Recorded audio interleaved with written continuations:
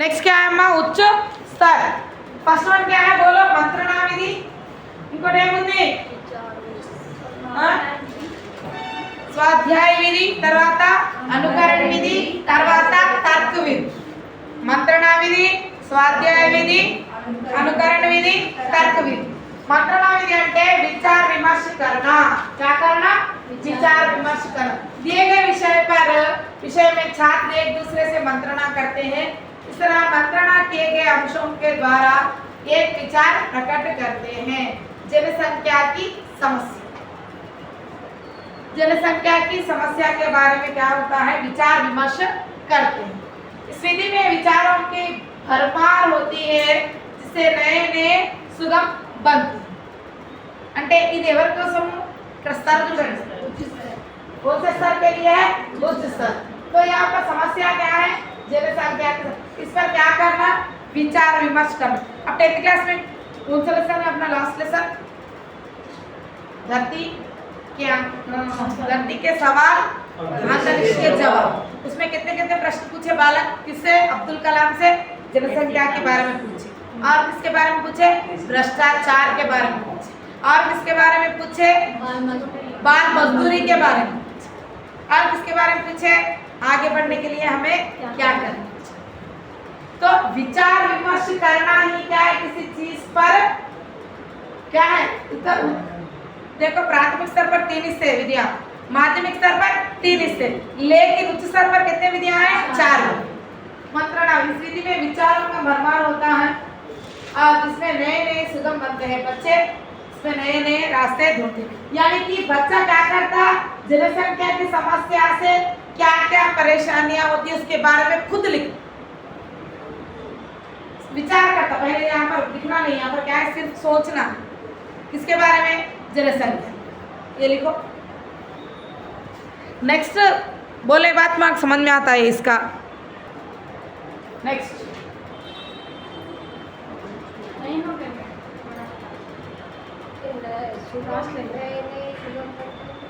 नए नए रास्ते ढूंढता सीखने के लिए बच्चा। नए या रचना बोले तो याद रख लो, खुद लिखना। सिर्फ यहाँ पर अध्यापक क्या है? निर्देशन देता है, उसे पकड़ बालक लिखता है, खुद करता है।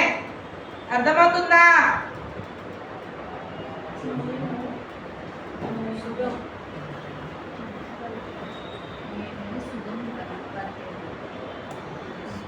नेक्स्ट स्वाध्याय विधि, सेल्फ स्टडी। स्व प्लस अध्याय। ये कौन सी संधि होती बोलो हमें? हाँ, अगर दीर्घ संधि नहीं है तो कौन सी संधि होती? स्वर संधि। कौन सी संधि होती? स्वर संधि। वो सारी डायरेक्ट కూడా అడగొచ్చు, అర్థమైందా? तो इस विधि का अर्थ है स्वयं द्वारा अध्ययन करना, खुद ही रिसर्च करना। यह स्वयं द्वारा अध्ययन करने से पूर्व मार्गनिर्देशित अथवा अध्यापक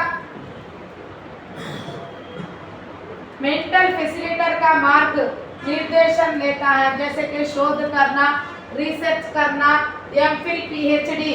इस विधि में गहन अध्ययन करना पड़ता है। ఇక్కడ ఏంటంటే మంత్రణాలో ఏం చేస్తారంటే అధ్యాపకు శీర్షక ఇస్తాడు, టైటిల్ ఇస్తాడు, దాన్ని బట్టి పిల్లగాడు ఏం చేస్తాడు? దాని గురించి రాస్తాడు। కానీ ఇక్కడ ఏంటి? అతనే రీసెర్చ్ చేసి రాస్తాడు, टाइटल को ఏదైనా ఒక దాని గురించి తను రాస్తాడు। ओके, ये मंत्रणा विधि का क्या है? विकसित रूप है। बालक खुद जो लिखना है उसके बारे में क्या करता? सामग्री इकट्ठा करके खुद लिखता। यहाँ पे स्वयं द्वारा अध्ययन करके पूर्व अपने मार्ग निर्देशक अथवा यानी कि अध्यापक पहले कौन सा मार्ग निर्देशन देता है उसके बारे में सोच समझ के क्या करता? शोध करके रिसर्च करके बच्चा लिखता है। यहाँ पे लिखित रहा एमफिल पीएचडी वाले तुम लोग क्या करते थे? थीसिस कौन लिख के देते? कौन लिख के देते सर? खुद लिखते। ये उसके लिए खुद लिखना। मंत्रणा विधि में क्या है? यहाँ पे एक टाइटल देते उसके बारे में लिखो बोलते। स्वाध्याय में खुद ही टाइटल बनाना, खुद ही शोध करना, खुद ही लिखना। स्व अध्याय स्व प्लस अध्ययन, खुद लिखना, खुद अध्ययन करना, खुद ही लिखना, खुद रिसर्च करके जैसे शोध करना, रिसर्च करना कौन करते हैं? एमफिल और पीएचडी वाले करते। इस विधि में गहन अध्ययन करना पड़ता है। गहन अध्ययन बोल तो डीपली पढ़ना पड़ता है। इसके बाद क्या करते लिखते। అర్థమైందా ఇది మంత్రణ అంటే ఏంటిది ఒక టైటిల్ ఇచ్చి దాని గురించి రాయమంటారు స్వాధ్యాయంలో మనమే రీసెర్చ్ చేసి మనమే రాయాలి ఎవరు రాస్తారు ఇలా రీసెర్చ్ ఎవరు చేస్తారు ఎంఫిల్ పిహెచ్డి వాళ్ళు చేస్తారు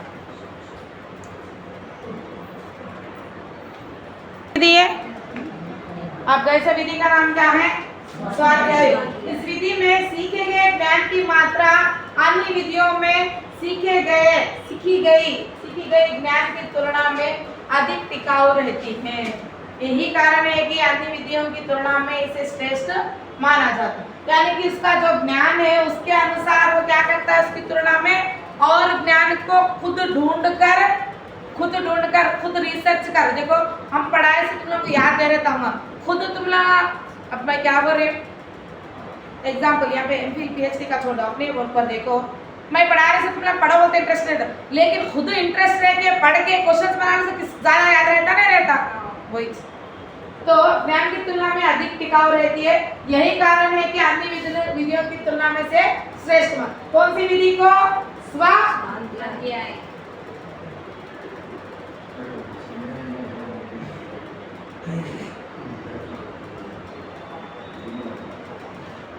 मगर ये स्वाध्याय करने का कब रहता जब तुम्हें पूरी तरह से पिछले का ज्ञान भरपूर है तो तुम्हारे अंदर डीपली अध्ययन करने की क्षमता है तो ये टिकाऊ बनता नहीं रहे तो तुम पढ़ते गए तुम्हें कुछ याद ही नहीं है तुम्हें उसके बारे में कुछ पता ही नहीं है तो वो टिकाऊ नहीं बनता है सभी उड़ जाए ओके स्वाध्याय कब पढ़ना जब तुम्हें उस चीज पर पूरा ज्ञान प्राप्त होता है तभी तुम स्वाध्याय करना नहीं मालूम से तुम पढ़ते गए तो बेकार हो टिकाऊ नहीं हो गया यहाँ तक नेक्स्ट क्या है मैडम व्याकरण सॉरी अनुकरण है नहीं और एक ये दो व्याकरण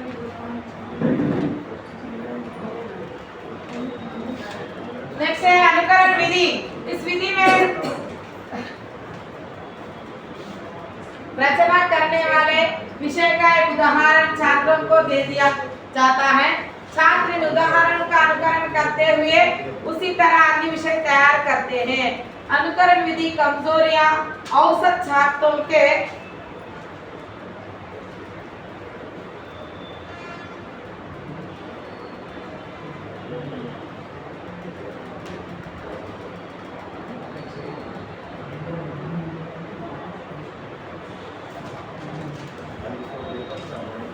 ఏంటంటే इस विधि में रचना करने वाले विषय को एक उदाहरण छात्रों को दे दिया जाता है यानी कि अब क्या है यहाँ पर प्रमुख लेखक की रचनाओं का अनुकरण करके उन्हें कैसे लिखे उसे अनुकरण कर स्वयं लिखना बता अब एग्जाम्पल क्या है प्रेमचंद है एग्जाम्पल लिखो जैसे कि प्रेमचंद की कहानियों का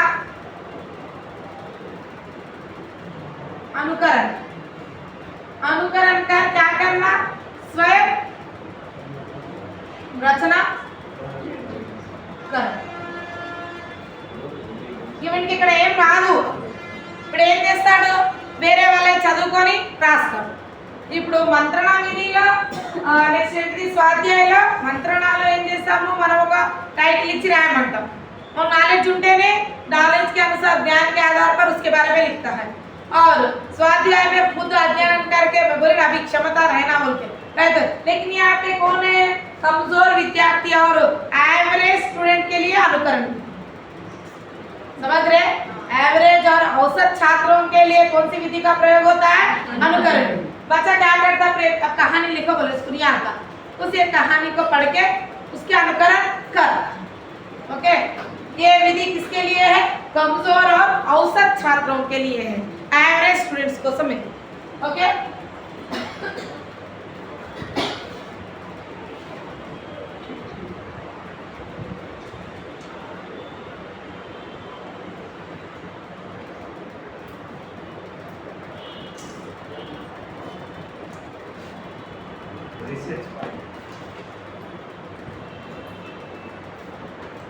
तत्व इस विधि को बात को रोकना, खंडन मंडन, बात के प्रति सहायता देना इस विधि को कहते हैं। इस विधि को तर्क वितर्क की विधि भी कहते हैं।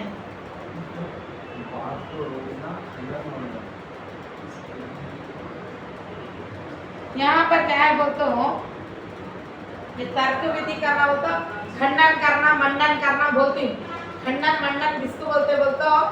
सामाजिक कुरीतियों का खंडन करना।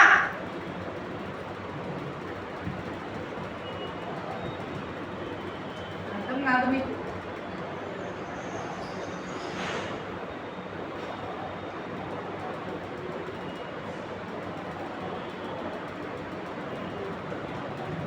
जैसे कि बाल विवाह, इसका क्या करना? खंडन करना।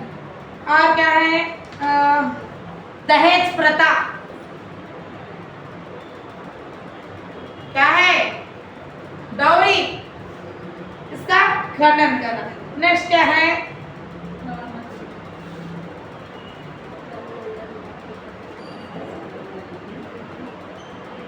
महिला, ये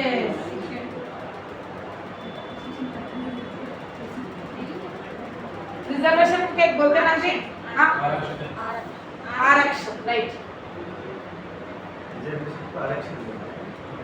महिला आरक्षण। क्या कर रहे? दबा दे रहे महिला लोग। और अब बोलते हैं कैसे 70% पहले दबा रहे। तो इस चीज का खंडन करना क्या है? तर्क विधि। खंडन मंडन, पहले खंडन मंडन होता नहीं समझ में नहीं। बात को रोकना, खंडन करना, बात के प्रति सहायता देना इस विधि को कहते हैं। इस विधि में तर्क वितर्क, इस विधि को तर्क वितर्क भी कहते हैं। सामाजिक कुरीतियों का खंडन करना। हाँ मैडम, अब यहाँ पे सामाजिक कुरीतियां हैं, क्या है? उसको क्या करते? खंडन करके उस चीज को हम नहीं करना बोल के उसके प्रति का उच्च सहायता करना। दहेज प्रथा है, दहेज प्रथा नहीं लेना। नेक्स्ट क्या है? बाल विवाह भी सहायता देना विधि कहते हैं। सहायता देना, सहायता देना, सहायता देना की विधि भी कहते हैं। सहायता देना की विधि भी कहते हैं। अब देखो सामाजिक कुरीतियों क्या है? बहुत कुछ है हमारे समाज में, अभी भी नहीं खत्म हुए हैं। अभी भी लड़का पैदा हो तो ज्यादा वो करना, लड़कियों को करना, और क्या है? लड़की को शादी करके दे तो खत्म, हिस्सा खत्म बोलना, और क्या है? ये सभी ऐसे कुरीतियों को क्या करना है? दबा दो। इसका खंडन करना ही क्या है? तर्क विधि। इसके बारे में बालक क्या करना है? रचना करना। तो यानी खंडन करना है यानी विरोध। खंडन बोलते क्या है? विरोध। बच्चे को भी और देना नहीं फिर 20 लाख 30 लाख दहेज देते और आधा देना। हाँ देना चाहिए। को तुम अकेले थे क्या? इससे तो वैसा नहीं रहता ना। हमारे क्या है? संविधान में नहीं है क्या लड़की को देने का अधिकार? नहीं है। वो चले गए अकेले में, मगर आपके मुसलमानों में देते बराबर हिस्सा हम लोग दिए ना। किसको दिया? हमारे ननन को क्या दिए? हिस्सा दिए जायदाद में से। वो कौन देते? मानो कौन दे? 80% देगी। अच्छा करा, बहुत अच्छा करा महिला आरक्षण किया। इस विधि का उपयोग समस्यात्मक विषयों को सुलझाने के लिए किया जाता है। समस्यात्मक विषय सुलझाने के लिए किया जाता है। इस विधि में सकारात्मक नकारात्मक समर्थन तथा विरोधी भाव तथा पक्षी विपक्षी भी बातें मिलती हैं। नेक्स्ट, समस्यात्मक विषयों का निष्कर्ष निकालने के लिए इस विधि को श्रेष्ठ मानी गई है। इस विधि में तर्क देने समय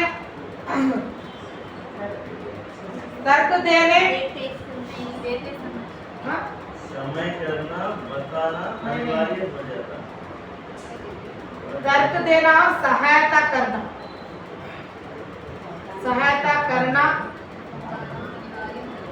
बताना नहीं, सहायता करना अनिवार्य हो जाता है। అంటే ఇక్కడ ఏమన్నాం? इस विधि का उपयोग समस्यात्मक विषयों को सुलझाने के लिए। अब देखो दहेज प्रथा सबसे बड़ी समस्या है आजकल के जमाने में। उसे सुलझाने के लिए हम इस विधि का उपयोग कर सकते हैं और इसमें सकारात्मक नकारात्मक दोनों पहलुओं को देखते हुए विरोधी भाव में रहना, पक्षी रहना, विपक्षी रहना, दोनों चीजों को रखते हुए बातें करना चाहिए। जैसे कि कॉम्पिटिशन, डिबेट कॉम्पिटिशन होता ना, ऐसा సమస్యాత్మక విషయం को నిష్కర్ష నికాలనే के लिए इस विधि का उपयोग కృషి అంటే మరి సమస్యలకు ఏదో ఒక నిష్కర్ష తీయాలి, తీస్తేనే అది తర్క విధి అవుతుంది।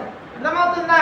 నిష్కర్ష అంటే దాన్ని ఏ విధంగా कंप्लीट చేయాలి అంటే मिटा देना चाहिए, उसे खत्म करना चाहिए, इस बात का निष्कर्ष निकालना। इस विधि में तर्क देने और सहायता करने को अनिवार्य हो जाता है। सहायता करना चाहिए, तर्क करना चाहिए, तर्क करने और सहायता करने।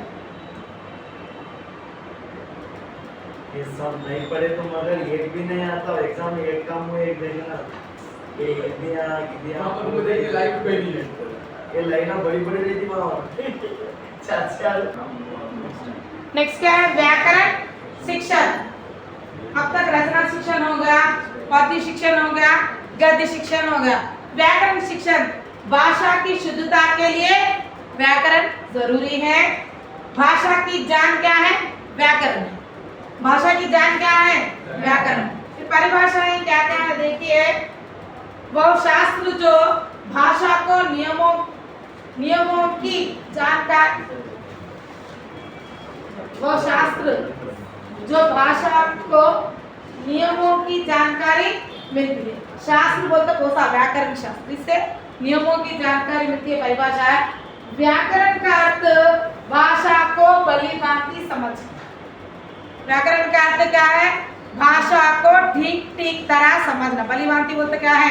ठीक तरह समझ। कामका प्रसाद गुरु के अनुसार जिस शास्त्र में भाषा के शब्दों को शुद्ध रूप और नियमों पर बल दिया जाता है, शुद्ध रूप और नियमों पर बल दिया जाता है, उसे व्याकरण शास्त्र कहते हैं। क्या है? भाषा के शब्दों को शुद्ध रूप से नियमों के अनुसार बल दिया जाता है, उसे क्या कहते हैं? व्याकरण कहते हैं। कौन बोले? कामता प्रसाद गुरु। भाषा की जान क्या है? व्याकरण। ओके, लिख लिए, हो गया। इसकी कोई बुक है क्या काम का? हाँ है ना, ग्रामर की बुक हिंदी। नेक्स्ट क्या? यही है पाणिनि के अनुसार क्या है? शब्दों को अनुशासित करना ही व्याकरण। पाणिनि क्या बोले? शब्दों को अनुशासन रूप से जोड़ना ही क्या है? व्याकरण है बोल के पाणिनि बोले। व्याकरण के उद्देश्य देखिए, भाषा को प्रभावशाली बनाने के लिए व्याकरण की शिक्षा दी जाती है। అంటే बिना व्याकरण के बच्चा भाषा नहीं सीखता। बाकी का क्रमिक में मालूम होता, उसको मालूम होता।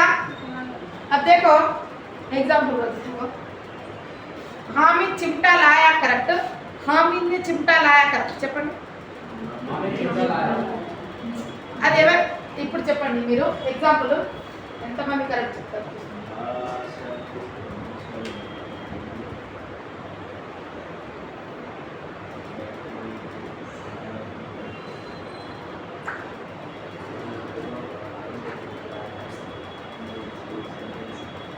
ఇది కరెక్ట్ అని హామీ చిమ్టా లాయా కరెక్ట్ అని ఎంతమంది చెప్తున్నారు? హామీ చిమ్టా లాయా, ఎంతమంది? ముగ్గురు కరెక్ట్। फर्स्ट वन करेक्ट, कितने लोग बोल रहे? नहीं सेकंड वाली हामिद ने चिमटा लाया, ये करेक्ट बोल के गोपाल बोल रहे, लेकिन ये रॉन्ग है, ये गलत है। कैसा? ये व्याकरण है, यही व्याकरण है। क्योंकि लाना बोलना भूलना में ने का प्रयोग नहीं होता है। ये जानकारी जिसको रहती है वही वाक्य सही कर सकता है।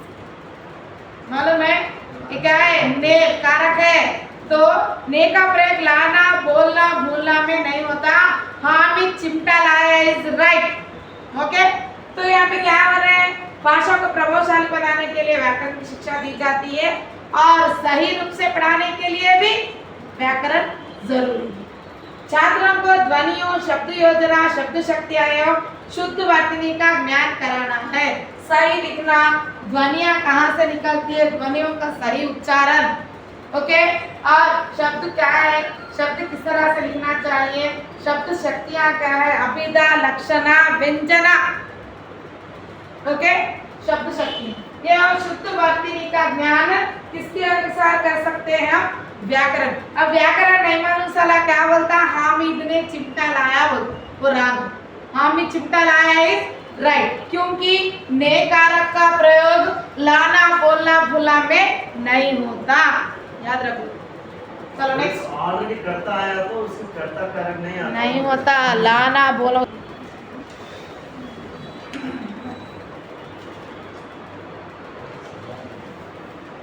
हाँ, भाषा को प्रभावशाली बनाने के लिए व्याकरण शिक्षा दी जाती है। छात्रों को ध्वनियों, शब्द योजना, शब्द शक्तियाँ, शुद्ध ध्वनि का ज्ञान कराना। अब देखो व्याकरण शिक्षा की विधियाँ, कौन कौन सी विधियाँ हैं, बोलो अम्मा। सूत्र विधि, भाषा संसर्ग विधि, संयोग विधि, पुस्तक प्रणाली विधि, प्रयोग विधि। అంటే सूत्र विधि అంటే ఏంటో చూద్దాం। इवेंटी व्याकरण शिक्षण सिखाने की विधियां। सूत्र विधि में क्या है, व्याकरण के नियमों को सूत्र में बदलकर सिखाने की विधि। व्याकरण नियमाలను సూత్రంలోకి మార్చి చెప్పడం అంటే కర్త కర్మ క్రియ, ఇది వాక్యం। ఇవేంటివి, ఇది వ్యాకరణం యొక్క నియమం। వీటిని ఏం చేయాలి, చెప్పాలి। చెప్పడం ఏంటిది, सूत्र विधि। वाक्य कैसे बनता है, कर्ता कर्म क्रिया से। शब्द कैसे बनता है, मोहन सॉरी वर्ण ध्वनि से शब्द। मोहन पुस्तक पढ़ता है, व्याकरण की दृष्टि से सही है। मोहन पढ़ता है पुस्तक, सही है। वाक्य का क्रम कैसे है, सही नहीं। तो सही रूप से नियमों के अनुसार वाक्य सिखाना क्या है, सूत्र। नेक्स्ट, भाषा संसर्ग विधि। అంటే अध्यापक भाषा के साथ साथ व्याकरण की शिक्षा भी देता है, यानी कि बातचीत करने के साथ साथ कैसे बात करना है, शुद्ध उच्चारण कैसे करना है, उसका व्याकरण बताने के लिए कौन सी विधि उपयोग करते, भाषा संसर्ग विधि। शुद्ध व्याकरण की पुस्तकें पढ़कर व्याकरण समझाना। अब बच्चों को व्याकरण पढ़ने के लिए, बोलने के लिए, भाषा के साथ साथ पढ़ने के लिए, बोलने के लिए अन्य व्याकरण की पुस्तकें पढ़कर बच्चों को समझाना क्या है, भाषा संसर्ग विधि। भाषा के साथ साथ व्याकरण सीखा। यहाँ क्या है, नियमों सूत्रों को नियमों में बदलकर पढ़ाना है। यहाँ क्या है, भाषा के साथ साथ व्याकरण सिखाना। कैसे सिखाना, शुद्ध व्याकरण की किताबों को पढ़कर बच्चों को सिखाना। ओके, अगर तुम्हें ही व्याकरण का ज्ञान नहीं है तो तुम बच्चों को क्या पढ़ाते, खुद तुम सीख कर बच्चों को पढ़ाना क्या है, भाषा संसर्ग विधि। नेक्स्ट है संयोग विधि। पाठ में आए हुए शब्दों का व्याकरण समझाना। లెసన్ తర్వాత వస్తాయి కదా గ్రామర్, ఏంటి శబ్దాలు ఉంటాయి, ప్రత్యయం ఉంటుంది, ఉపసర్గ ఉంటుంది, పర్యాయవాచి ఉంటాయి। లెసన్ లో వచ్చిన గ్రామాన్ని చెప్పడం ఏంటిది, సంయోగ విధి। ఓకే, తర్వాత లింగ్ ఉంటుంది, విలోమ ఉంటుంది, कारक ఉంటుంది, ఇంకేముంటాయి, वचन भी रहते, लिंग भी रहते, कारक रहते, सभी क्या है, संयोग। नेक्स्ट क्या है, पुस्तक प्रणाली। पुस्तक, पाठ्य पुस्तक के प्रकार व्याकरण सिखाना पुस्तक प्रणाली है। 6th क्लास में ग्रामर नहीं है, 7th क्लास में थोड़ा ग्रामर, 8th क्लास में थोड़ा, यानी कि टेक्स्ट बुक में जितना ग्रामर दिया है उसके अनुसार पढ़ाना क्या है, पुस्तक प्रणाली। అర్థమవుతుందా, లెసన్ లో వచ్చిన గ్రామర్ చెప్పడం ఏంటిది, సంయోగ ప్రణాళి। మరి వాక్యాలను కరెక్ట్ గా క్రమంలో రాయాలి, వ్యాకరణ నియమాలను పాటించడం ఏంటిది, సూత్ర విధి। మరి ఏంటిది, లాంగ్వేజ్ తో పాటు ఇంకా గ్రామర్ మంచిగా చెప్పడానికి నువ్వు వేరే శుద్ధ వ్యాకరణ పుస్తకాలు చదివితే ఏంటిది, భాషా సంసర్గ। ओके, మరి पाठ्य पुस्तक के प्रकार व्याकरण सिखाना पुस्तक प्रणाली है। नेक्स्ट क्या है, प्रयोग विधि। ఇది ఆగమన విధియము ప్రాథమిక కక్షల గురించి, నిగమన విధియము మాధ్యమిక ఉच्च కక్ష। ఆగమన అంటే ఏంటిది, ఉదాహరణలు చెబుతూ ఫస్ట్, తర్వాత సూత్రాలు తీయడం। సంజ్ఞ ఉందనుకో, నీ పేరేంటిది, నీ పేరేంటిది, ఇవన్నీ ఫస్ట్ ఉదాహరణలు చెబుతూ పరిభాష వైపు వెళ్ళడము ఆగమన విధి। उदाहरण के साथ पढ़ा, पहले उदाहरण देकर समझाना क्या है आगमन विधि। निगमन विधि में क्या है, पहले क्या रहता, परिभाषा, परिभाषा देकर उदाहरण की ओर जाना क्या है निगमन। परिभाषा देकर उदाहरण की ओर जाना क्या है निगमन विधि है। फर्स्ट एग्जांपल्स ఇవ్వడం ఏంటిది ఆగమన్। ఆగమన్ విధి ఎవరికి యూజ్ అవుతది ప్రైమరీ సెక్షన్స్ కి। निगमन विधि ఎవరికి యూజ్ అవుతది माध्यमिक का उच्च कक्षाओं के लिए जरूर। ओके, अब यहाँ तक हमारा व्याकरण शिक्षण कंप्लीट। कौन कौन सी विधियां हैं, सूत्र विधि, भाषा संसर्ग विधि, सहयोग विधि, नेक्स्ट क्या है पुस्तक प्रणाली विधि, प्रयोग। प्रयोग विधि में आगमन किसके लिए है प्राथमिक कक्षाओं के लिए, निगमन किसके लिए है माध्यमिक कक्षा। ओके चलो।